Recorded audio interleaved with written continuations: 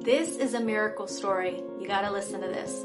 There was a man, Scott, who was hiking near his cabin, and he stopped for a moment and saw movement on the ground when he felt a painful sting in his leg. He realized he got bit by a rattlesnake.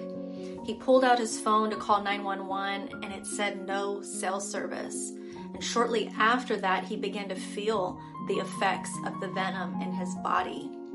He said he began losing his equilibrium, and his vision was getting blurry.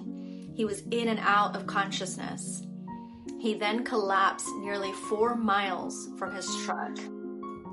At that time, his wife was overcome by a terrible feeling, and she drove to meet him at their cabin. She tried to reach him on his phone, and when she realized he wasn't answering, she drove to the trail where his truck was. And she began to reach out for a search team to come help her find her husband. Stay with me because the story gets even more miraculous. Meanwhile, Scott was laying on the ground, in and out of consciousness, and he began praying to the Lord.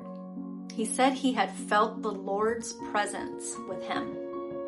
Scott then fired a gunshot in the air, hoping somebody could hear him. And he then made a video on his phone saying goodbye to his family.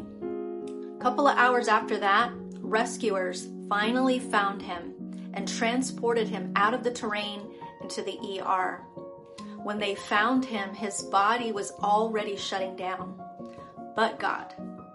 The doctors gave him 12 infusions of anti-venom, and he was released from the hospital 3 days later.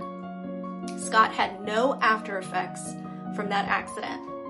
Another wonder-working miracle from God and the power of prayer. If you believe God is a miracle worker, go subscribe or follow now for more.